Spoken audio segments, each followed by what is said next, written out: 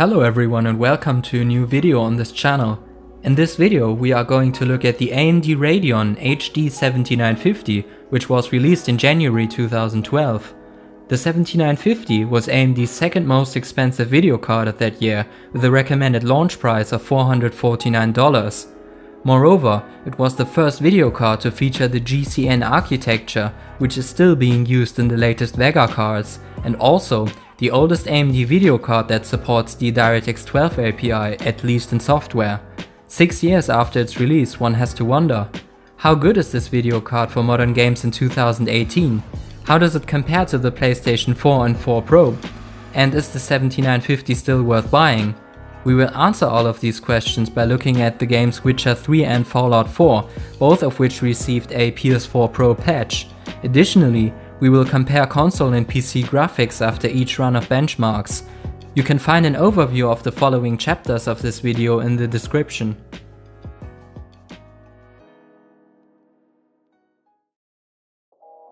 The basic PlayStation 4 was launched in November of 2013, so it is quite a bit newer than the 7950. Despite that, the PS4 GPU has fewer cores and a lower amount of teraflops than the 7950. The 7950 delivers 2.9 teraflops with 1792 cores running at 800 MHz, whereas the PS4 GPU only delivers 1.8 teraflops with 1152 cores running at the same speed. The PS4 Pro, on the other hand, delivers a whopping 4.2 teraflops, placing it clearly above a stock 7950. However, a fully overclocked 7950 running at 1.15 GHz manages to achieve almost exactly the same amount of teraflops as the PS4 Pro. This gives us the chance to look at how much console games are actually optimized. Nevertheless, it should be noted here that teraflops aren't the only or most important performance metric to be considered. Another factor, for instance, is that the PS4 Pro has an improved feature set thanks to an optimized revision of the GCN architecture. On this graph you can also see the Xbox One X with 6 teraflops and the popular GTX 1070 with 6.64 teraflops. This should give you a general idea of how the 7950 compares to those newer video chips. My particular card is the Sapphire Flex HD 7950 with 3GB of GDDR5 memory and a boost clock of 925 MHz. 1165 MHz for the core and 1500 MHz for the memory is the highest overclocking result that I was able to achieve. Overclocking this card yielded anywhere between 24 to 28% more FPS in most games. Fully overclocked then, the 7950 also offers a memory bandwidth of 288 GB per second, compared to just 216 GB on the PS4 Pro. These are the settings that were used for the 3 benchmark runs of The Witcher. We will test the 7950 using PS4 graphics at stock clocks, then PS4 graphics with an overclock, and finally the Ultra graphics with an overclock as well. The graphics preset of the PlayStation 4 can be reconstructed using an article on Eurogamer.net, which you can find below. On PS4, we are mostly looking at medium settings. However, some of the console settings cannot be entirely reproduced on the PC. The texture preset on PS4, for instance, is somewhere between the medium and high options on PC. The most obvious and taxing setting in The Witcher 3 is the foliage visibility range, which is only set to medium on console. Moreover, PS4 only offers SSAO for ambient occlusion, which offers worse coverage than HBAO+, but is also a lot cheaper in terms of performance. Texture filtering is also reduced on consoles, so I had to force 2 times anisotropic filtering in the graphics driver to account for that. In order to make the PC's Ultra preset playable on the 7950, grass density and shadow quality had to be lowered to high. All other settings, including HBAO+, 16 times AF filtering, and the highest foliage visibility range are completely maxed out.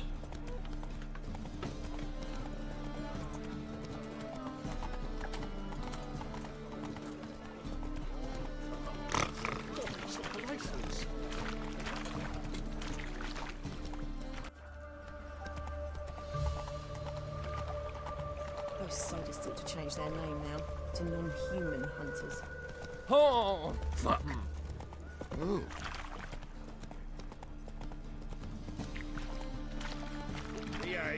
shirt.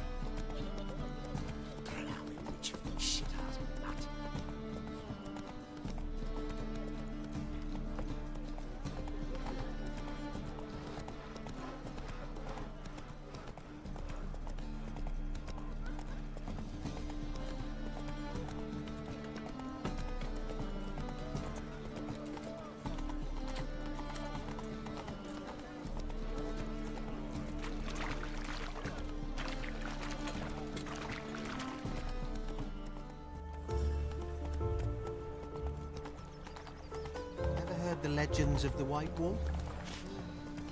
Right. World will burn! Burn in Of course it happened to Foltest again. Wonderful. Freak! The dungeon, that's where you belong. Crawl back Buy tomorrow what you can buy today. Nothing new.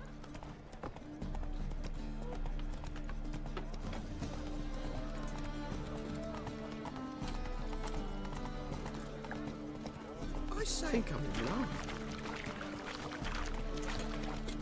See what I do. Looking at the results of this benchmark, you will immediately notice the vast improvement that you get when overclocking the 7950.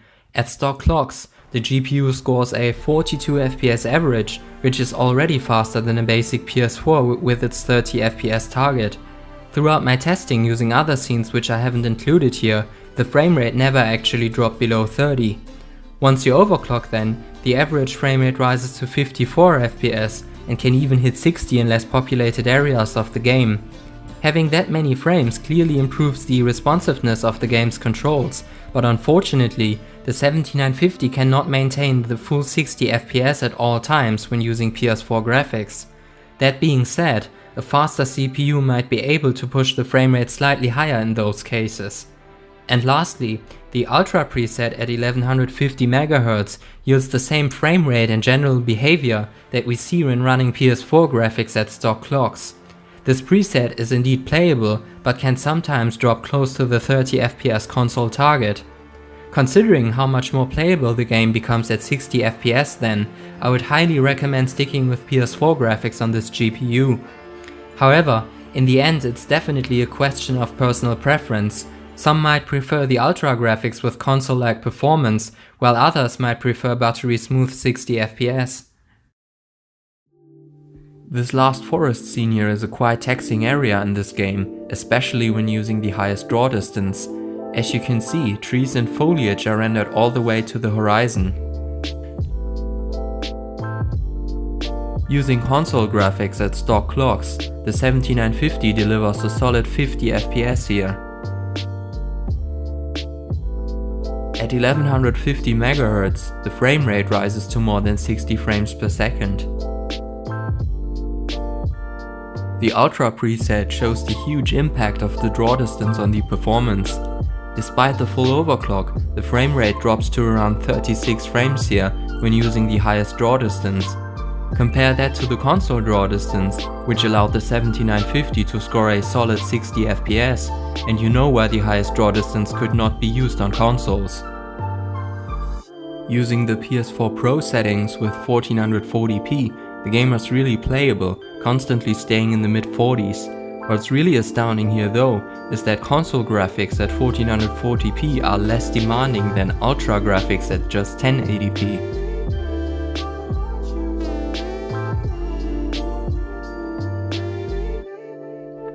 After this raw frame rate comparison, I'd like to show you some of the visual improvements that you can get on PC using the 7950. Anisotropic texture filtering has always been a weak spot on consoles. The last generation of consoles used trilinear filtering to save bandwidth in most cases, and the new basic consoles PS4 and Xbox One usually use 2 to 4 times AF filtering.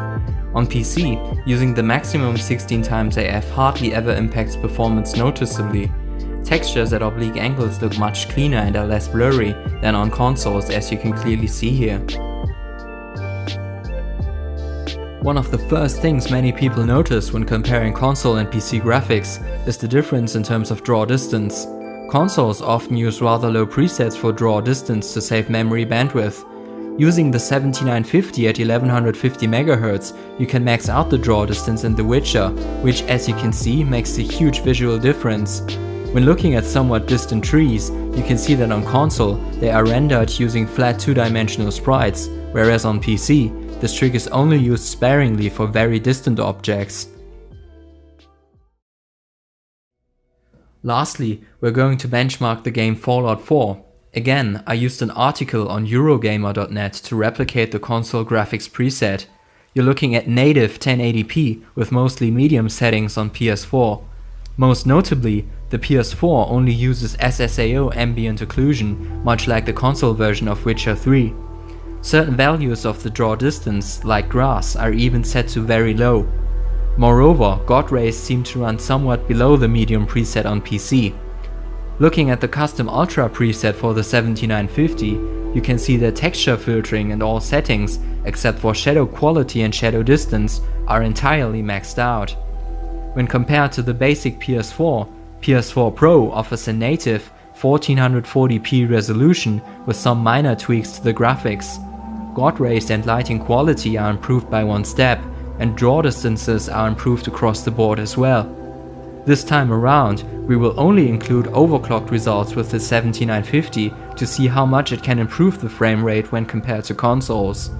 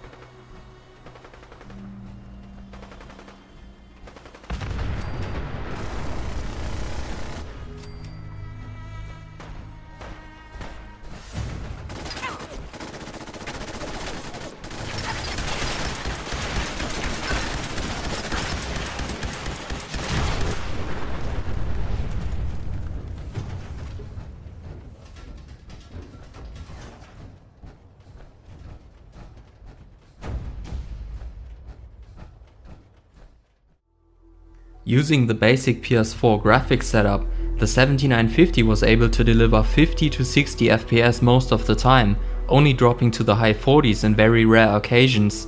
As such, it delivered twice as many frames as a PS4 for the most part, especially when you consider that consoles can drop below their 30 FPS target as well.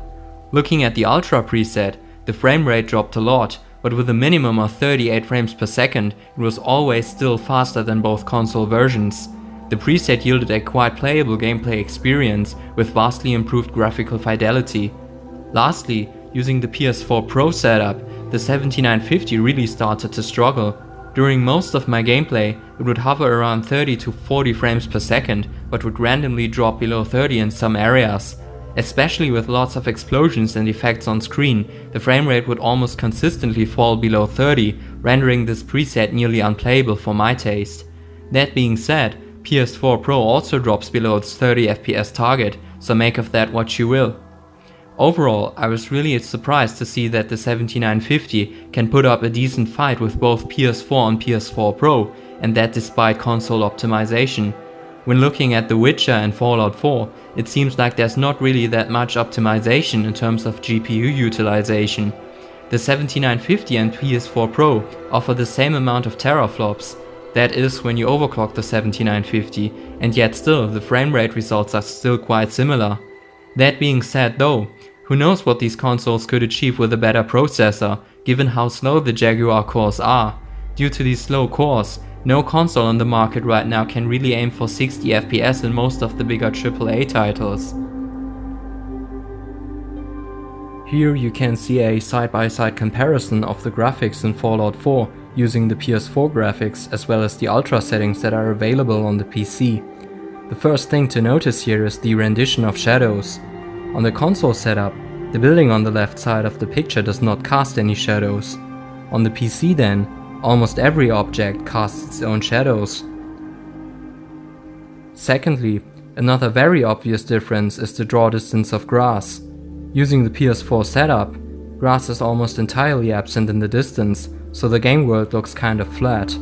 Even grass in the foreground has a lower density when compared to the Ultra setup.